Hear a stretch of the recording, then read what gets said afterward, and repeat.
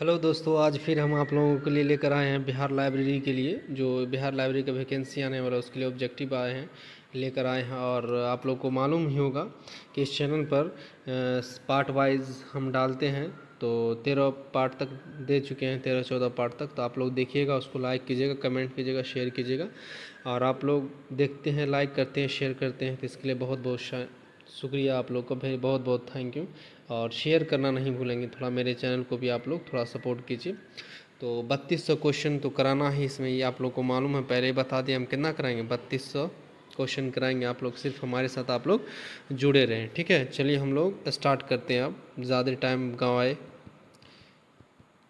तो कल का क्वेश्चन जो था ISBN शायद था उसका, तो उसका आंसर क्या हो जाएगा, 514 नंबर क्वेश्चन था, आप लोगों के लिए दिए थे होमवर्क, आप लोग कमेंट में उसका लिखना था। तो आंसर क्या हो जाएगा, इंटरनेशनल स्टैंडर्ड बुक ए होगा, ठीक है। चलिए अब हम लोग आगे पढ़ते हैं। ISBN के कितने अंक का होता है, मतलब ISBN जो है कितने अंकों का होता है, ये आप लोग को बताना है।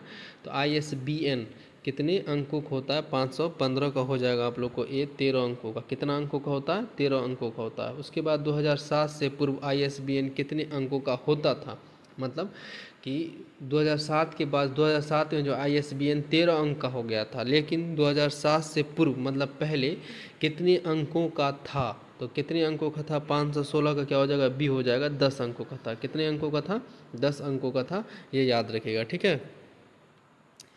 उसके बाद आगे हम लोग बात करते हैं कि ISBN 10 अंकों से 13 अंकों का सबसे क्या किया गया, मतलब कब से किया गया, बोल रहा है कि ISBN 10 से 13 अंकों का कब से किया गया, ठीक है। तो अभी तुरंत हम लोग पढ़े थे 2007 में किया गया था। तो डेट यहाँ देखिए, यहाँ भी 2007 है, यहाँ भी 2007 है। तो क्या हो जाएगा, डेट इसका पर डेट होता है। तो 1 जनवरी 2007 कब से किया गया था, 1 जनवरी 2007 से 10 अंकों से 13 अंक कर दिया गया, ठीक है। ISBN कितने अंकों का होता है, तो अब ISSN है, तो यह कितने अंकों का होता है, इसके बारे में क्वेश्चन। ISBN हो गया, अब ISSN कितने अंकों का होता है। तो 518 क्या हो जाएगा, डी हो जाएगा, 8 अंकों का। कितना अंकों का होता है, 8 अंकों का होता है, याद रखिएगा। ISSN का पूरा नाम क्या होगा, तो ए हो जाएगा answer, international standard serial number हो जाएगा, ठीक है। आई का मतलब इंटरनेशनल, एस का मतलब स्टैंडर्ड, एस का मतलब सीरियल, एन का मतलब नंबर होता है। तो ये याद रखिएगा ISSN का फुल फॉर्म क्या होता है। उसके बाद आगे देखते हैं। तो आगे क्वेश्चन है कि ISBN के 13 अंकों में कितने भागों में बटा होता है। तो यह कितने भागों में बटा हुआ, ये क्वेश्चन है। तो 5 भागों में बटा हुआ। कितने भागों में बटा है, 5 भागों में बटा हुआ। उसके बाद 13 अंकों के ISBN में कितने चेक डिजिट होते हैं। तो बोल रहा है चेक डिजिट कितना होता है, चेक डिजिट कितना होता है। तो 521 का हो जाएगा आपको, ए होगा एक संख्या। कितना चेक डिजिट कितना होता है, एक होता है। उसके बाद ISBN का प्रथम भाग मतलब प्रथम 3 संख्या किसे निरूपित करता है। तो प्रथम 3 संख्या जो है, मतलब पहला 3 संख्या जो है किसे निरूपित करता है, ठीक है। तो 522 का हो जाएगा, ए हो जाएगा प्रीफिक्स एलिमेंट या EAN को दर्शाता है, ठीक है। उसके बाद हम लोग देखते हैं, अगला क्वेश्चन है कि ISBN का द्वितीय भाग किसे निरूपित करता था। द्वितीय भाग मतलब दूसरा भाग किसे निरूपित करता है, ये आप लोग को बताना है। तो 523 का क्या हो जाएगा, बी हो जाएगा, लैंग्वेज शेयरिंग कंट्री ग्रुप याद रखिएगा, ज़्यादातर क्या याद रखिएगा, ग्रुप को दर्शाता है, ठीक है। तो बी हो जाएगा इंडिविजुअल कंट्री एंड टेरिटरी, ठीक है। तो ISBN का दूसरा भाग किसको दर्शाता है, ग्रुप को दर्शाता है। बस आप लोग इस चैनल को थोड़ा शेयर कर दिया कीजिए, सब्सक्राइब कर लीजिए और लाइक कमेंट ज़रूर किया कीजिए। और ये सब करने के लिए आप लोग का बहुत तहे दिल से बहुत शुक्रिया भाई, आप लोगों का जो भी देखते हैं। चलिए उसके बाद अगला क्वेश्चन है, भारत का ISBN पद्धति करने वाली संस्था कौन है, मतलब ISBN को कौन प्रदत्त करता है, ठीक है। तो 524 का हो जाएगा आप लोग का, ए हो जाएगा राजा राम मोहन राय लाइब्रेरी। राजा राम मोहन राय नेशनल एजेंसी करता है, याद रखिएगा। लाइब्रेरी भी होगा ऑप्शन में, तो यहाँ क्या रखना, एजेंसी में टिक मारना है, ठीक है। उसके बाद 525 है Raja Ram Mohan Roy national agency for ISBN का ISBN प्रदान करने वाला कार्यालय कहाँ अवस्थित है। तो यह बताना है कि यह कार्यालय जो है कहाँ अवस्थित है। 525 का हो जाएगा बी हो जाएगा नई दिल्ली में। कहाँ अवस्थित है, तो नई दिल्ली में अवस्थित है। उसके बाद नेक्स्ट क्वेश्चन है कि Raja Ram Mohan Roy national agency for ISBN का कार्यालय किस वर्ष कोलकाता से नई दिल्ली स्थानांतरित कर दिया गया। तो ISBN का कोलकाता से नई दिल्ली बोल रहा है, कब स्थानांतरित मतलब बदल लेके गया। तो 526 का हो जाएगा आपको ए आंसर 2011 में। कब किया गया, 2000 स्थानांतरित कब किया गया, 2011 में ISBN को कोलकाता से दिल्ली ले गया। ठीक है। उसके बाद है Raja Ram Mohan Roy national agency for ISBN किसके अंतर्गत कार्य करता है। तो किसके अंतर्गत कार्य करता है ये आप लोगों को बताना है। तो 527 का हो जाएगा ए हो जाएगा डिपार्टमेंट, क्या हो जाएगा, department of higher education MHRD। ठीक है। तो डिपार्टमेंट ऑफ हायर एजुकेशन के अंतर्गत काम करता है। उसके बाद हम लोग चलते हैं, नेक्स्ट क्वेश्चन है कि भारत में ISSN प्रदत्त करने वाली संस्था, मतलब ISSN को कौन प्रदत्त करता है। तो 528 का हो जाएगा आप लोगों को सी हो जाएगा NSL, मतलब नेशनल साइंस लाइब्रेरी। नीचे जो national science library new Delhi में है, तो नेशनल साइंस लाइब्रेरी करता है। उसके 529 अगर देखिएगा तो NSL नेशनल साइंस लाइब्रेरी का मुख्यालय कहाँ पास है। तो मैं नेशनल साइंस लाइब्रेरी का मुख्यालय जो आपको मिलेगा वो कहाँ पास है, ये क्वेश्चन है। तो 529 का क्या हो जाएगा, बी हो जाएगा नई दिल्ली में। कहाँ पास है, नई दिल्ली में है, ये याद रखिएगा आप लोग। उसके बाद नेक्स्ट है 530 की library of Congress subject heading LCSH शीर्षक सूचीकरण के प्रथम संस्करण का प्रकाशन कब किया गया था। तो LCSH का शीर्षक के सूची के प्रथम संस्करण कब प्रकाशन कब किया गया था, पहला। तो 530 का क्या हो जाएगा आप लोग को, ए हो जाएगा 1898 में। कब किया गया था, 1898। Library of Congress subject heading, ठीक है, इसका प्रथम संस्करण प्रकाशित किया गया था 1898 में। उसके बाद 531 library of Congress subject heading LCSH शीर्षक सूची का अद्यतन संस्करण कौन सा है, बताना है। इसी का अद्यतन संस्करण कौन सा है, 531 का अगर हम लोग बात करेंगे तो 531 का क्या हो जाएगा, डी हो जाएगा 41वां, कितना 41वां संस्करण। कौन सा संस्करण, 41वां संस्करण है। उसके बाद हम लोग बात करते हैं 532, तो library of Congress subject heading LCSH शीर्षक सूचीकरण का 41वां संस्करण कब प्रकाशित किया गया, जो PDF स्वरूप में उपलब्ध है। ठीक है। तो कब प्रकाशित किया गया 41वां संस्करण, उसके बारे में हम लोग अभी बताएंगे। तो कब किया गया था, 500 हो जाएगा 32 का ना, 532 का क्या हो जाएगा, डी हो जाएगा 2019 में। 41वां संस्करण कब किया था, 2019 में। उसके बाद है अगला क्वेश्चन है 533 Sears list of subject heading SLSH का प्रथम प्रकाशन किस वर्ष किया गया था। तो इसका बोला जा रहा है किस वक्त प्रकाशन किया गया था, 533 का एक हो जाएगा 1923 में। कब किया गया था, SLSH का प्रथम प्रकाशन किस वर्ष किया गया था, तो 1923 में किया गया। तो उसके बाद Sears list of 534 question number है 534 अगर हम लोग देखते हैं तो है list Sears list of subject headings SLSH, ठीक है, का निर्माण का श्रेय है। तो SLS का निर्माण का श्रेय किसे जाता है, तो 534 का हो जाएगा आपको एक होगा सीयर्स महोदय को, सीयर्स महोदय सीयर्स से ही स्टार्ट भी होता है। ठीक है। तो इसको आप लोग याद रखना, बड़ा ही आसान है, कॉमन चीज़ है, तो आप लोग याद रख सकते हैं इसको। उसके बाद अगर हम लोग बात करते हैं तो 535 नंबर क्वेश्चन है Sears list of subject headings SLSH शीर्षक सूची को किस पब्लिकेशन द्वारा प्रकाशित किया गया था, मतलब SLS को किसके द्वारा प्रकाशित किया गया था। तो 535 का हो जाएगा ए होगा HW विल्सन के द्वारा क्या गया था, इसे प्रकाशित किया गया था। उसके बाद हम लोग बात करते हैं 536, तो 536 अगर देखेंगे तो 536 में क्या है, 536 में Sears list of subject headings किस प्रकार के पुस्तकालयों हेतु उपयोगी है। तो 536 का क्या हो जाएगा, ए हो जाएगा छोटे और माध्यम आकार के पुस्तकालय के लिए। तो यह किसके लिए उपयुक्त है, छोटे और माध्यम पुस्तकालय के उपयुक्त है। विषय शीर्षक निर्माण के लिए रंगनाथन द्वारा विकसित श्रृंखला प्रक्रिया मतलब चेन प्रोसीड्यूर का उद्भव किस वर्ष हुआ था? तो श्रृंखला प्रक्रिया का उद्भव किस वर्ष हुआ था? 537 का हो जाएगा 1938 में। कब हुआ था? 1938 में हुआ था। 538 क्वेश्चन है, विषय शीर्षक निर्माण के लिए रंगनाथन द्वारा विकसित श्रृंखला प्रक्रिया प्रोसीड्यूर का विकास किस पुस्तक में किया था? तो किस पुस्तक के बोल रहा है किया था? तो 538 का हो जाएगा बी, थ्योरी ऑफ कैटलॉगिंग में। थ्योरी ऑफ कैटलॉगिंग में किया गया था, ठीक है, 1938 में आया था। और उसका 1939 श्रृंखला प्रक्रिया के विषय शीर्षक निर्माण के कितने चरण प्रणाली की प्रक्रिया होते हैं? तो कितने चरण की प्रक्रिया होती? 539 अगर आप देखिएगा तो ये हो जाएगा 6 चरणों की प्रक्रिया। कितने चरणों की प्रक्रिया? 6 चरणों की प्रक्रिया होती है।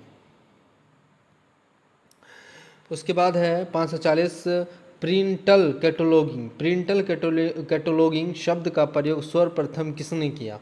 तो 540 का क्या हो जाएगा? बी हो जाएगा SR रंगनाथन। कौन किया था? SR रंगनाथन किया था प्रिंटल कैटलॉगिंग शब्द का प्रयोग। 541 है प्रिंटल कैटलॉगिंग शब्द से क्या समझते हैं? तो प्रिंटल कैटलॉगिंग शब्द से क्या समझते हैं? 541 का हो जाएगा आप लोगों को ए हो जाएगा। 541 क्या होगा? ए होगा प्रकाशन पूर्व सूचीकरण। प्रकाशन पूर्व सूचीकरण इसका क्या होता है? शब्द का समझते मतलब होता है। आप लोग हमारे चैनल को लाइक कीजिए, शेयर कीजिए, सब्सक्राइब कीजिए और आगे तक बढ़ाइए। इसके लिए आप लोग को बहुत बहुत शुक्रिया आप लोग का। चलिए हम लोग आगे देखते हैं। उसके बाद है 542 प्रिंटल कैटलॉगिंग इनमें से किससे संबंधित है? इनमें से किससे संबंधित है प्रिंटल कैटलॉगिंग, ठीक है। तो 542 का हो जाएगा ए हो जाएगा cataloguing in publication. Cataloguing in publication CIP CIP cataloguing and publication से। उसके बाद है कैटलॉगिंग इन पब्लिकेशन की शुरुआत किसने किया था? तो कैटलॉगिंग इन पब्लिकेशन की शुरुआत किसने किया था? ये क्वेश्चन है। तो 543 की अगर हम बात करें तो 543 का भी हो जाएगा लाइब्रेरी ऑफ कांग्रेस। कौन किया था? लाइब्रेरी ऑफ कांग्रेस के द्वारा किया गया था। आगे देखते हैं हम लोग। तो 544 है कैटलॉगिंग इन पब्लिकेशन डाटा कहाँ लिखा जाता है? तो कहाँ लिखा जाता है? तो 544 का हो जाएगा आप लोगों को बी हो जाएगा। क्या हो जाएगा? बी हो जाएगा वर्सो ऑफ द बुक और बुक्स टाइटल पेज, ठीक है, of the book title page. Verso of the book title page पर लिखा जाता है। 545 है कैटलॉगिंग इन पब्लिकेशन की शुरुआत किस वर्ष से हुई थी? तो CIP सिप की शुरुआत किस वर्ष से हुई थी? ये क्वेश्चन है 545। तो 545 का बी हो जाएगा 1971 से। कब से हुआ था? 1971 से इसका शुरुआत किया गया था। चलिए आगे हम लोग देखते हैं। तो अगला क्वेश्चन है कि यूनिटर्म इंडेक्स को विकसित करने का श्रेय किसे जाता है? यूनिटर्म इंडेक्स को विकसित करने का श्रेय किसे जाता है? 546 का हो जाएगा आपको ए हो जाएगा मोर्टिमर ट्यूबे को, ठीक है। यूनिटर्म इंडेक्स किस वर्ष विकसित किया गया था? तो किस वर्ष इसका विकसित हुआ था? 547 का हो जाएगा आपको ए होगा 1953 में। कब हुआ था? 1953 में हुआ था, याद रखिएगा कब हुआ था? 1953 में हुआ था। उसके बाद इंडेक्सिंग के क्षेत्र में कंप्यूटर के उपयोग की शुरुआत का श्रेय किसे जाता है? इंडेक्सिंग के क्षेत्र में कंप्यूटर के उपयोग की शुरुआत का श्रेय किसे जाता है? तो 548 का हो जाएगा ए हो जाएगा HP लोहान माना जाता है, ठीक है, HP लोहान होता है। उसके बाद आगे है कि पुस्तकालय सूची के उद्देश्यों को चार्ल्स एमी कटर द्वारा अपनी किस पुस्तक में वर्णित किया गया? तो पुस्तकालय सूची के उद्देश्यों को चार्ल्स एमी कटर के द्वारा अपनी किस पुस्तक में वर्णित किया गया? तो 549 का आपको हो जाएगा ए आंसर कि रूल्स फॉर डिक्शनरी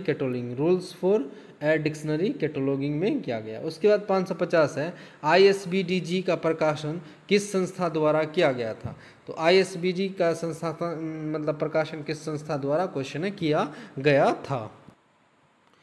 तो इफ्ला द्वारा किया गया था। किसके द्वारा किया गया था? इफ्ला के द्वारा। उसके 551 है कि पत्रक सूची का उद्भव किस राष्ट्र में हुआ था?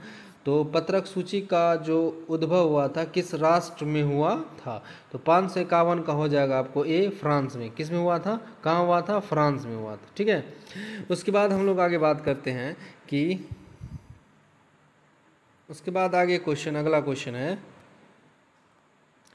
कि the international conference on cataloguing principle, the international conference on cataloguing principle का आयोजन किस वर्ष किया गया, जिसमें choice and form of headings in author title catalogue से संबंधित 12 सिद्धांतों को अपनाया गया, जो पेरिस प्रिंसिपल्स के नाम से जाना जाता है। तो कब किया गया था? 552 का हो जाएगा, ए हो जाएगा 1961 में। 1961 में किया गया था, 1961 में हुआ था। उसके बाद है 553 क्वेश्चन है the standard book numbering, the standard book numbering ISBN, ठीक है, ISBN का विकास सर्वप्रथम गोर्डन फोस्टर ने किस किया था, जो कितने अंकों मतलब कितने डिजिट का था, कितने डिजिट का था? तो 553 का आंसर हो जाएगा बी। कितना हो जाएगा? 553 का बी हो जाएगा, 9 डिजिट का था। कितना डिजिट का था? 9 डिजिट का था।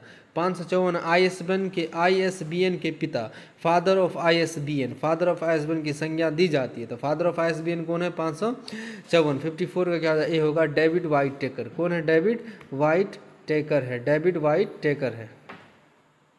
आगे बात करते हैं। आप लोग मेरे चैनल को शेयर कीजिए, सब्सक्राइब कीजिए, आगे बढ़ाइए इस चैनल को, इसके लिए बहुत बहुत शुक्रिया होगा आप लोगों का। 555 है सन 1971 में international organization for standardization ISO द्वारा ISSN की विकसित किया गया, जिसे अंतर्राष्ट्रीय मानक international organization for standardization ISO 3297 के तहत किस वर्ष प्रकाशित किया गया था? तो किस वर्ष ISSN को प्रकाशित किया गया था? 555 का हो जाएगा ये 1975 में। कब किया गया था? 1975 में। किसके द्वारा किया गया था? तो ISO के द्वारा किया गया था। उसके बाद है 556 है पुस्तकालय अधिग्रहण संख्या ACC नंबर शीर्षक पेज के पीछे back of the title page के अलावा कहाँ लिखा जाता है? तो कहाँ लिखा जाता है बैक ऑफ टाइटल के अलावा? कौन सा? ACC नंबर मतलब अधिग्रहण संख्या, पुस्तकालय में अधिग्रहण संख्या लिखा जाता है। ठीक है, तो 556 का हो जाएगा आपको डी हो जाएगा सेक्रेट पेज में। सीक्रेट पेज में कहाँ से लिखा जाता है? सेक्रेट पेज में लिखा जाता है। उसके बाद हम लोग बात करते हैं कि मुद्रित संस्करण के लिए ISSN प्रदान किया जाता है। तो मुद्रित संस्करण के लिए ISSN प्रदान किया जाता है। तो 557 का हो जाएगा आप होगा ए PISSN। उसके बाद इलेक्ट्रॉनिक संस्करण के लिए ISSN प्रदान किया जाता है। इलेक्ट्रॉनिक संस्करण के लिए पूछा जाता है। ठीक है, मुद्रित तो PISSN, इलेक्ट्रॉनिक संस्करण के लिए कौन सा किया जाता है? 558 का हो जाएगा आप लोग को बी हो जाएगा EISN। इलेक्ट्रॉनिक E आया तो ISSN हो जाएगा। ठीक है, आप मुद्रित मतलब मनी, ठीक है, तो PISSN हो जाता है। मुद्रित देखिए लगा लीजिएगा, याद कर लीजिएगा मतलब। उसके बाद 59 नंबर है कि